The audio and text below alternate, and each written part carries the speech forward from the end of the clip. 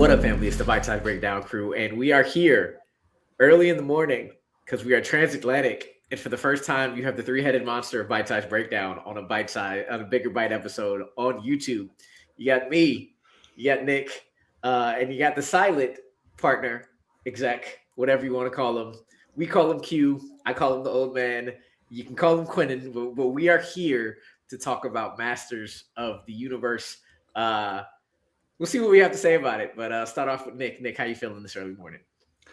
I'm feeling okay. I was not someone who had any level of fandom with the He-Man character, so I didn't go into this with anything attached to it, but I know that a lot of people really resonate with that character. So yeah. He-Man was one of the fringe characters that I watched growing up. I do remember I Have the Power. I didn't watch it as much as Teenage Mutant Ninja Turtles or Spider-Man or X-Men or anything. But Q, I'm pretty sure you said before we got on that this was a staple of your childhood. How are you feeling today? How you feel about going into talking about this film? Well, you mentioned, being the old man. I think there's probably a little bit of a generational thing there, right? Like, because in the early '80s, like this was the Thundercats. Those were like the big two, right? So me, like my third birthday was He-Man themed. It was a He-Man birthday cake, and like that was the toy of the summer that no one could find. So for me, I went in with a lot of nostalgia, of course. And look, it's goofy as shit, of course. Like I said, that's the first text I sent to the group chat. That's the first line of my review. But even watching it as a kid, I knew it was goofy, right? For a bunch of reasons I'm sure we'll talk about here in a bit. But for everything that it could have been and could have not been, I mean, I couldn't have asked for much more out of it. Cool. Keep it going, man. Let us know, like, you gave a preview. What did you think about the overall movie being goofy as shit or not? How did you feel leaving the theater? Well, so for me, I think like the biggest thing I could take away from it is it felt like watching like a billionaire play with live action figures.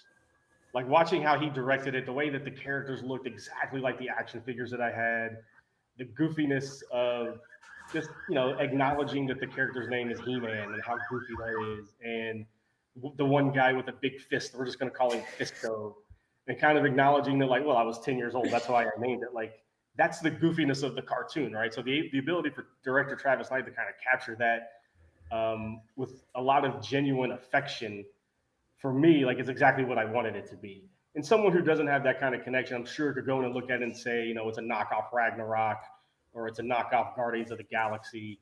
So maybe it doesn't win over a ton of new fans in that aspect. But I think for people, especially of my generation, in the 40s, late 30s, early 50s, I just turned 45, by the way. So I think people in that era generation that grew up with the action figures in the 80s, on shag carpet and big box television sets, waking up every Saturday at 8 a.m. because there was no DVR and we didn't have a VCR. Like, that was everything that it could have been. So, like, even if the movie, I saw it Instagram reel recently, and the whole premise was, I'm not saying it's good, I'm saying I liked it.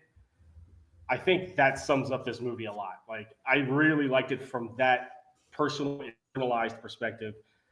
Could I sit here and talk down about the visuals and the cheesy CGI and some of the jokes that didn't land? Yeah, but I don't know. I think that all adds to the charm of its cheesy goofiness. Like, I don't need it to be perfect. I just needed it to be 80s vibes that make me recall my childhood. And I think it did that in spades. Yeah. Nick, I know you're the youngest one here. Did you have the big box set? Did you have to get up at 8 o'clock to watch Saturday morning cartoons? And how did you feel about the movie? hell yeah, I did. Okay. Yeah, don't worry. I'm not that young. Yeah, Masters of the Universe, I think, was something that, similar to Power Rangers, it was on sometimes and it just never landed with me. I would always switch the channel and put something else on. But I was aware of the character. I was aware of Skeletor, especially because of the toys and things like that. Because, like Quentin said, like, you're a kid, he just looked cool. So you gravitate towards that, even if you don't know everything to come with it. And I think that this is the best way you could have done this movie. And whether that's, like Quentin said, I liked it. I'm not saying it's great, but I don't think that there's a better way you could have adapted this. Like, if you took this super seriously, that would have been horrible. But because they're so self-aware of how goofy it is and how cringy it is at times, it works. It works for the most part. It reminded me a lot, similar to going into this, I was expecting something that was in the same vein as Dungeons and Dragons, and that's what I got here, and that's basically what I was looking for. I'll finish off the story of childhoods. I'm guess I'm in the middle of y'all because, like I said, I was Spider-Man, X-Men, Saturday morning cartoons. But big shout out to my pops. Every time Thundercats was on, and my brother, Thundercats was on, or He-Man was on, we would yell Thunder, Thunder, Thundercats, ho! I remember that. I remember He-Man. I remember all of it. So I did watch those shows too as the like secondary ones. Like, it's on, I'm gonna watch it. But it was great watching the movie for like a franchise for the first time and not really knowing enough about like the Easter eggs. I remember Fisto. I remember Ram Man, but all the little things that other people would catch, aside from like Dolph Lundgren coming in and saying the catchphrase to him. I didn't know the catchphrase. I'm going to assume that's the catchphrase. I'm saying all to say this. I love the fucking movie. I absolutely adored this movie. This is exactly what Travis Knight has done with retro franchises, bringing it into modern day and knowing exactly what it should be. It should be goofy as shit. It should be unserious as shit. The CGI does not have to live up to the greatest standards. It needs to fit that damn soundtrack and the score. And of course, it's Daniel Pemberton, who is low-key Daniel Pemberton between this and Spider-Verse. He recently did one other thing that I can't remember, that he's been low-key killing it as much as Ludwig has. What did Dan? Oh, like when he didn't get nominated for like Across the Spider-Verse score, everybody was pissed off about it. All of that, Nicholas Galitzine.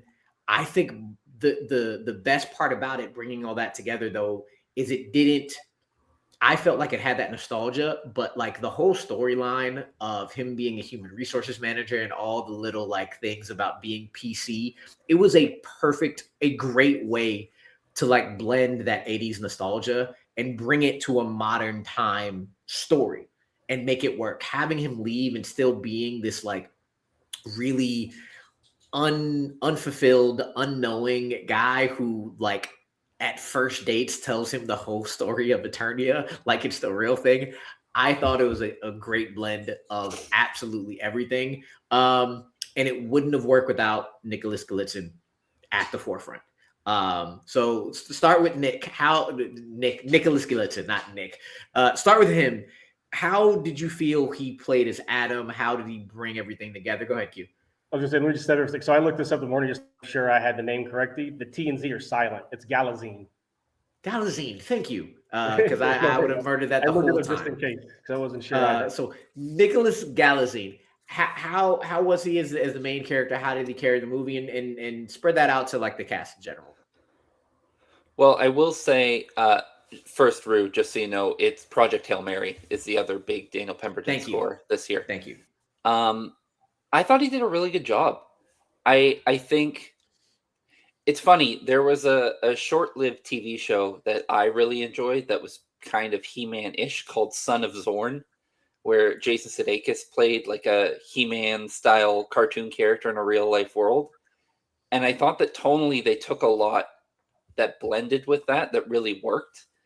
And as even like the working in office thing, it just kind of, there was a little bit of that in this film, which I really enjoyed.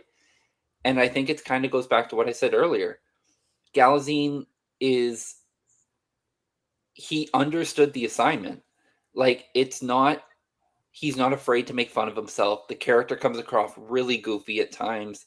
Sometimes it gets a little too cringy, but I don't know what more you could have asked for him in this performance. And his performance made me more interested in the He-Man character in this universe. So I think for me, first of all, I've never seen anyone, like obviously we've seen like Hemsworth get built for Thor. I've never seen someone get so built to look so definitively like an action figure. Just like the way his muscle measurements were and like the abs and the muscles and the way the Skeletor referenced it throughout the movie was hilarious. But I mean, just that, the appearance of it was just so pitch perfect to what I would expect a live action He-Man to look like. But second to that, the way he played it with this sort of like childlike innocence of what he played in the way that, like, when I was 10 years old, the things that I would have thought the first time I would go to Attorney and be like, oh, dragons, oh, wizards, like that kind of, oh, that's cool vibe. And like, have you seen my sword? Like that kind of childlike innocence really resonated with me because I felt all those feelings before when I was younger, right? So that charm and that innocence and that kind of, and then just the look of the character, even, they hit it well when he was in like regular human clothes, relatively speaking. Um, yeah, I thought he really nailed it and did a good job of being the conduit for the audience to know what his character was feeling, especially if he grew up watching He-Man and kind of thinking those same things. For sure, and I think his interaction with the rest of the cast, especially Idris Elba, I don't think his optimism and his innocence and his gullibility would work well if we didn't get like those opening scenes with Idris just straight up telling everybody, I beat your parents' ass. I beat your parents' friend's ass. Then I beat his. That, like, that brought you into, like, okay, this is the movie we're getting. So having him set it up, and then the scene in the HR office between him and I was trying to look up her name, Samir Zamata.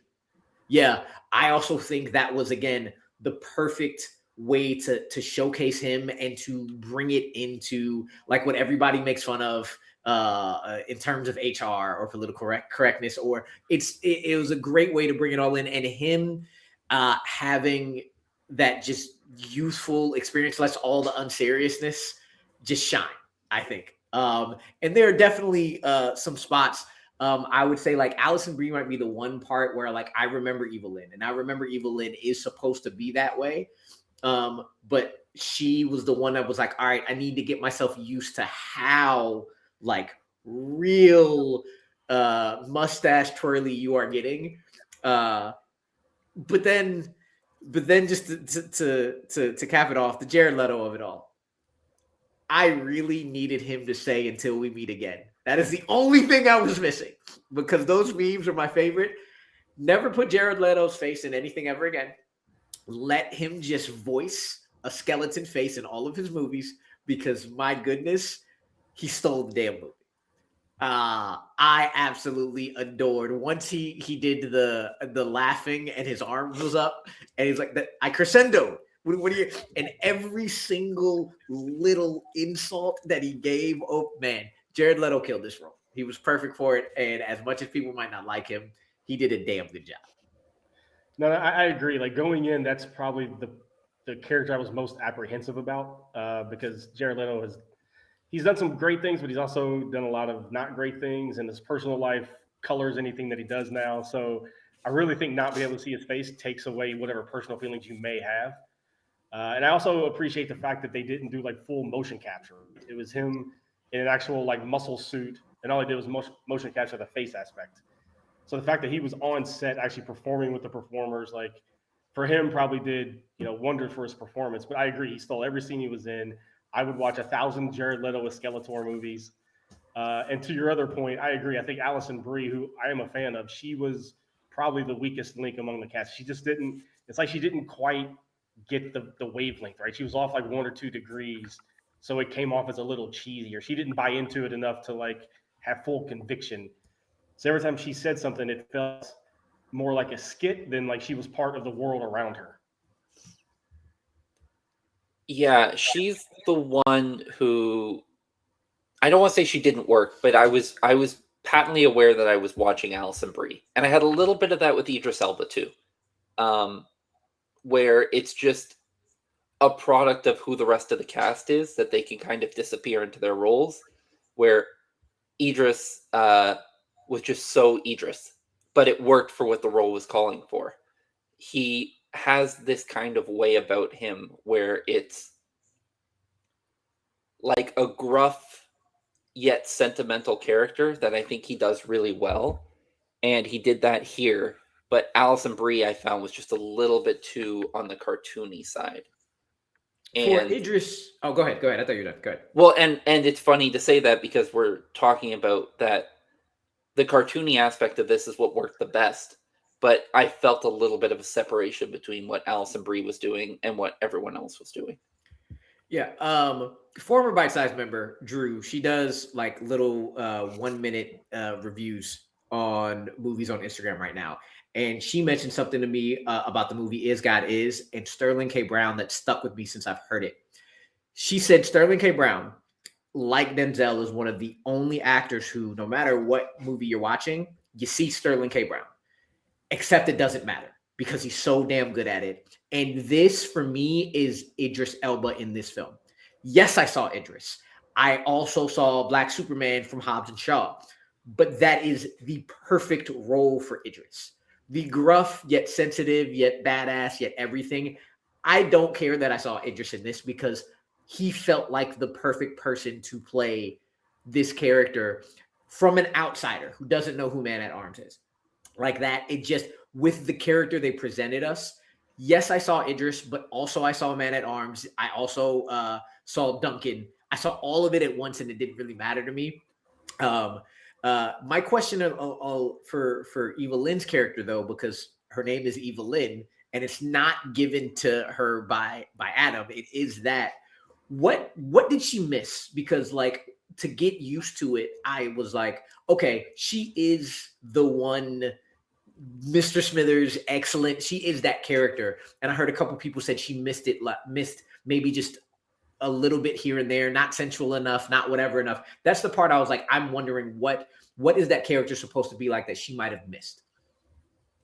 I think because you're comparing it to an 80s cartoon, right? So even with Evil Lynn, like that kind of evil doesn't really like project so much in an 80s cartoon. It also could be just a factor that, at least for me, like when I think Alison Brie, I think Community, and like she's just so damn adorable and likable in a lot of the things that she does. So to see her as Evil Lynn in the way that however they want to portray, because even Skeletor, right? He's evil too, and it comes across every once in a while. But he's also, like you said, like crescendo. What do you? So he played loose and fast with the idea of evil. I don't know. I don't know if it's just maybe she wasn't familiar enough with the character, or the script was written that way, or it's just she was a little miscast, or she read it in a different way than everyone else did. I don't know. It's just I don't want to say she didn't work, but I think she worked the least. Yeah, I think it's a good way to put it. We're talking about characters. I don't know if you guys had the same, but there are a few points when it's with the King, when it's with Adam He-Man's dad, that I had to double take because I thought it was Hugh Jackman. And it's not, right? It's James Purefoy, but I was like, James Purefoy, Hugh Jackman's not in this movie, is he? Especially when he's old, because with the beard and the eyebrows, he looks a lot like Hugh Jackman. To the point that I had to like go double take and check the IMDb later. It's funny. It was the reverse for me. I was watching him and I was like, that looks like James Purefoy, like who was a prominent character on the show The Following that I knew him from. And I kept double taking because it just didn't sound like him. It didn't sound like his performance. And then at the end of the credits, I was like, oh, that was him. Because there was a little bit of that separation between the performance and the actor. Like they hid him in a certain way in that role. It also doesn't help that when you put Hugh Jackman in the beard and the long hair, him, James Purefoy, and Rufus Sewell in any medieval thing are completely interchangeable. Because Carl Urban. And Carl Urban, but it's not as much. I'm going off of A Knight's Tale because both Rufus Sewell and James Purefoy are in A Knight's Tale, and like whenever they come up in something, I'm like, which one is it? Because James Purefoy is also in John Carter, and I was like, which one is it? It's one of these three guys. I know it's not Hugh because he's the most recognizable. Those guys, you have a some kind of medieval story. One of them is it. Yes, just it is what it is. I want to go back to, because I think one of my most surprising moments, and I think this is the reason why I love the movie. Like if you look at the review, I think I gave it the highest. I gave it a 4 out of 5. The scene, the dream sequence at the end of the film where Skeletor takes Adam through his different thing. I was not expecting that. And I was like, see, it's things like this that take the unserious movies and give you something different and make it more unserious and make it hilarious. On top of some other things with little kids next to me that I'll mention next, which is hilarious too. But what did y'all think about that? Because that was the most surprising scene for me. Yeah, so to me, that's Nick mentioned Dungeons and Dragons earlier. That's the equivalent of the cemetery scene in Dungeons and Dragons, right? Where they're questioning the corpse. Like that was, like that scene alone is going to make me want to go back and watch it. Like I would have done it anyway, but that's the one that I will tell people about when I watch the movie, or when I tell people about the movies. Skeletor in a HR setting wearing a suit. Like what is HR? What is this? Like that part was the highlight of the movie for me, outside of everything else. And the fact that like I was already enjoying myself, and it came so late. Like it didn't come early and then kind of like tread off a little bit and fade down as it went on. It came so late in the movie, and that's where it really peaked for me. I think that seems like it captured like the idea of the memes.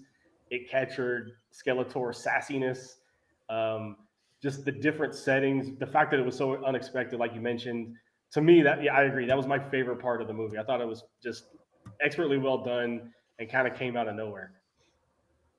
Yeah, that was the best understanding of the kind of movie this needed to be. And I'm glad they didn't do the whole movie at that level, because I think that takes away from the moments.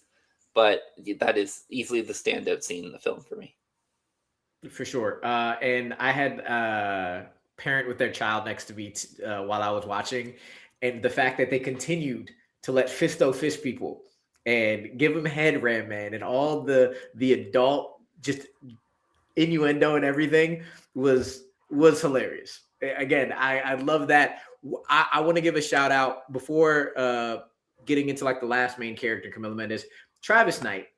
Travis Knight just knows how to direct these kind of films, like the action, the choice of score, the editing. There are like some continuity things that I was like, yeah, that's definitely like, why would Skeletor let him grab the sword? It took so long. Doesn't matter to me. But there are definitely a lot of things about this movie that aren't great. But I think Travis Knight knows what to do with this kind of action, what to do with these kind of characters. And his direction is just great. I think it's that you can tell, similar to Bumblebee, this guy's a Transformers fan, and here it's like this guy is a Masters of the Universe fan, even when you see him in interviews after the fact. And I do think that matters.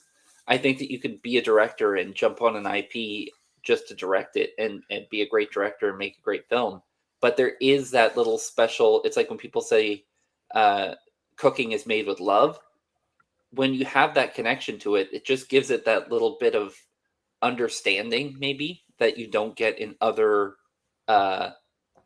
if you're disconnected from the characters. So to me, because he feels like such a Masters of the Universe fan, it's very evident in the film that there's love in it. No, I would agree. I think if you gave this to another director, I mean, outside of, can you imagine like a Christopher Nolan's Masters of the Universe? Like if you gave it to another, like a James Mangold or someone who didn't really, grow up or watch Masters of the Universe in the way that Travis Knight seemingly did, I think you try to get it, you look at the script and you're like, how do I make this less goofy? Instead of embracing that goofiness, and making the jokes about how stupid the names are and how just the whole idea of it's dumb, right? I agree. I think if you get someone else who doesn't have the familiarity with the content and the appreciation for it, you end up with like what happened with the Dolph Lundgren version, where they tried to make it real serious and changed a bunch of characters that didn't really look like what the fans probably wanted at the time. Wasn't what I wanted at the time, but I was only 10 years old, right? What did adult fans in 1991 think of Masters of the Universe, of the Dolph Lundgren version, right? Because it wasn't the same thing. They basically just made like a Flash Gordon style movie and slapped Masters of the Universe on it. Where this one didn't feel that way. They got the IP and they're like, how do we do this how do we do this IP proper for the fans? And I agree. Like you said, it's like you said, made with love. I absolutely agree. Yeah. This movie was made for $200 million and it's only made 31 million this weekend, which hurts a bit. But I think this might.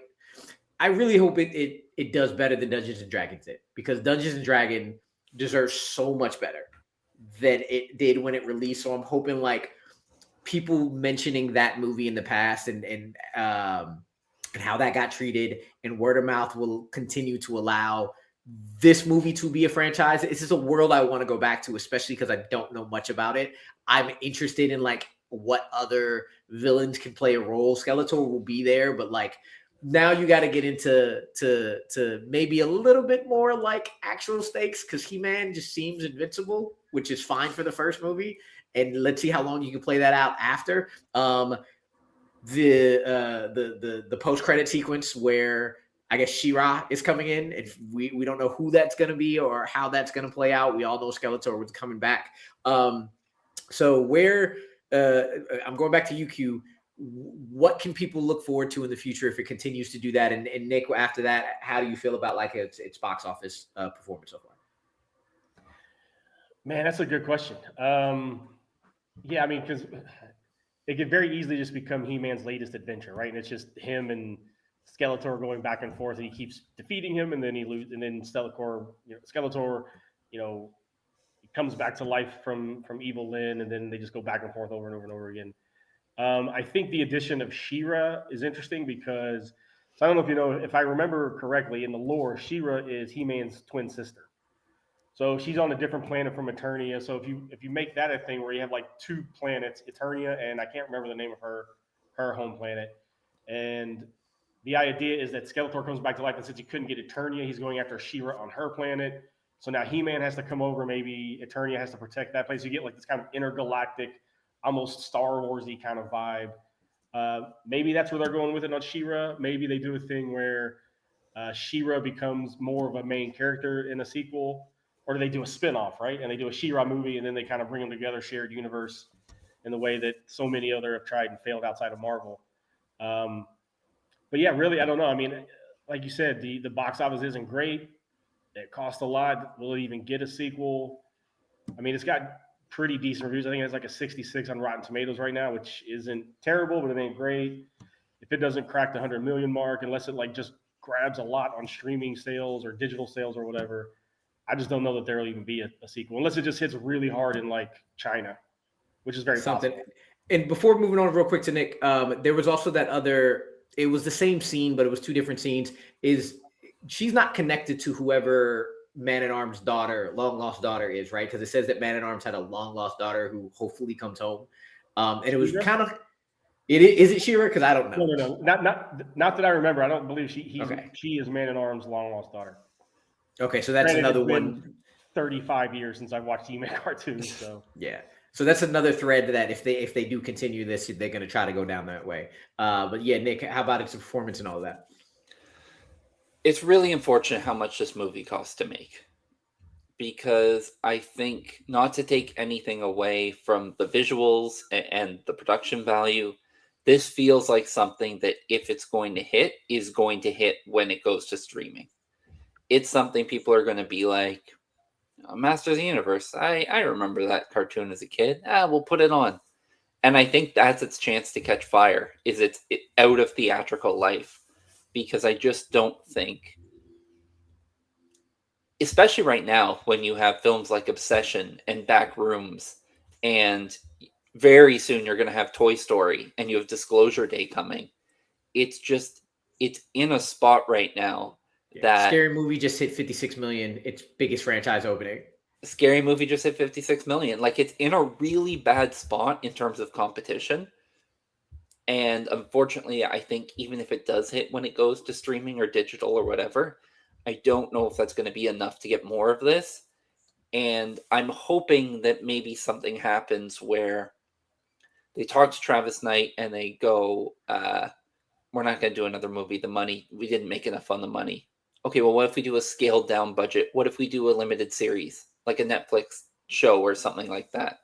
Maybe that's where it goes from here, because I don't think they're going to put the money behind it to give it a sequel from this one.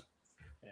I mean, it doesn't help, like, when you talk about the box office front, like, it wasn't super well marketed. So in Germany, anyway, there weren't a ton of posters or things for it. I didn't see a lot of trailers, but even the marketing that was out there didn't make it look great, right? I think it was Robert in the chat was like, oh, I thought that was going to be complete dog shit. So I think a lot of so did I. Yeah, I mean, even me, right, in my most anticipated, right? Like, it wasn't anticipation as much as curiosity, because it didn't look great. Much like Naked Gun last year, I didn't think it was marketed super well. And then I saw it and like it blew me away. But like, you have to get that word of mouth, and if people aren't seeing it, then you can't get the word of mouth. And if people don't hear the word of mouth, they don't go see it. So it's this weird catch-22. But yeah, maybe it ends up getting traction on streaming or digital releases. I mean, especially nowadays, right, when movies hit streaming and digital within like 45 days.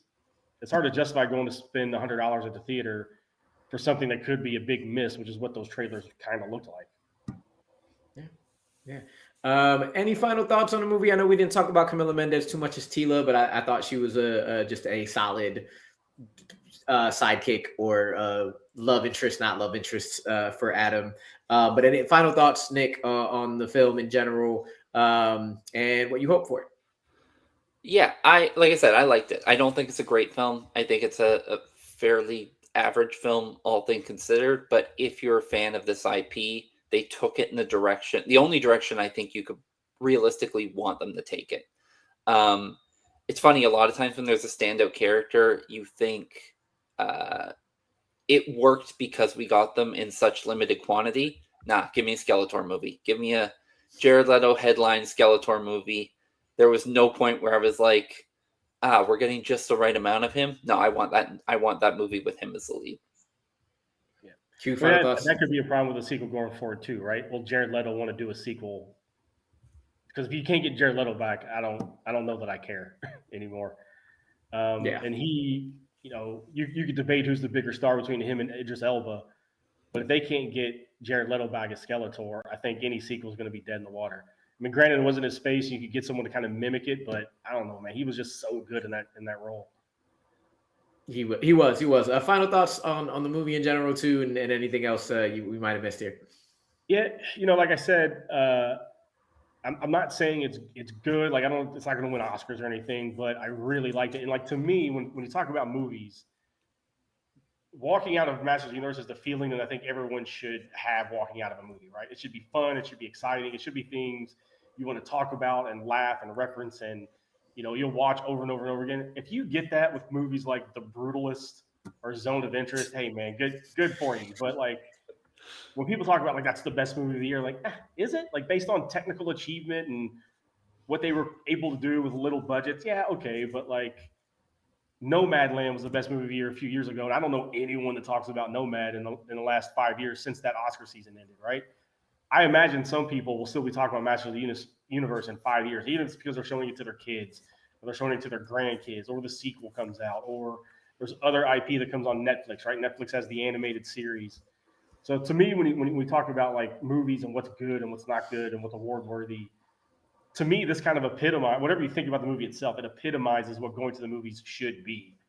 So I don't know. To me, I think people who go see it, and I think they would be, especially if they're familiar with the IP, and I think they would be pleasantly surprised. Like I said, it was like watching a dude play with the action figures that I played with. All the things that I thought about as a kid were being projected on the screen, and I don't get that from a lot of movies, even as a Marvel fan.